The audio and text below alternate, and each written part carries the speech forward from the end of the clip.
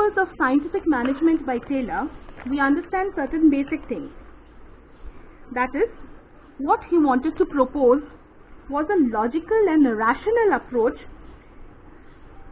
towards the various elements of a job, so as to devise one best method for each activity. Taylor was also known as the father of scientific management because of his valuable contribution in the field of management. We move on to understand the 4 principles given to us by Taylor. They are: number 1, science, not rule of thumb; number 2, harmony, not discord; number 3, cooperation, not individualism; and number 4, development of each and every person to his or her greatest efficiency and prosperity. Now we understand each of these principles individually. We start with the first principle, that is science, not rule of thumb. Science, not rule of thumb means there is one best method to maximize efficiency. So what is this one best method to maximize efficiency? This means that there should not be a hit and trial method. The method developed should be such that it substitutes the rule of thumb, right?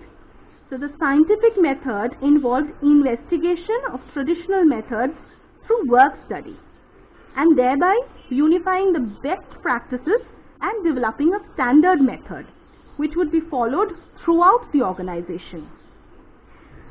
Taylor believed that even a small production activity like loading of pigs of iron into boxcars can be scientifically planned and managed, which can result in tremendous saving of human energy as well as workers. This is one and the same. One cannot exist without the other.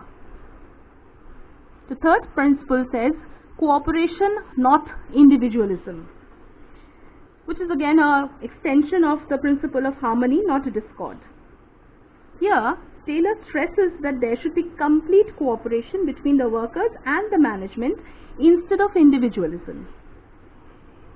Competition should be replaced by cooperation. So we are here to achieve a common target. We are here to achieve an objective which is one for the organization rather than fulfilling self-goals. So competition should be replaced by cooperation.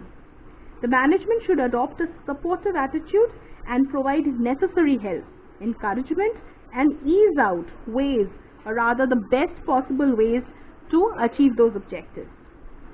Workers should avoid going on strikes and making unreasonable demands on the management. And of course, there should be equal division of work and responsibility between workers and management, which will automatically lead to cooperation between the workers and the employers, and it will not be about individual goals and fulfillment of certain self-desires. So we move on to the last principle in scientific principles by management, which says development of each and every person to his or her greatest efficiency and prosperity. In this particular principle, Taylor acknowledged that industrial efficiency could be promoted only through the development of workers. So, he was of the view that the concern for scientific approach and efficiency should be incorporated right from the process of employee selection. And to that particular personnel is according to the capabilities of that personnel. It should be matching his physical, mental, and intellectual capabilities. So that is why it is said that efficient employees produce more and earn more.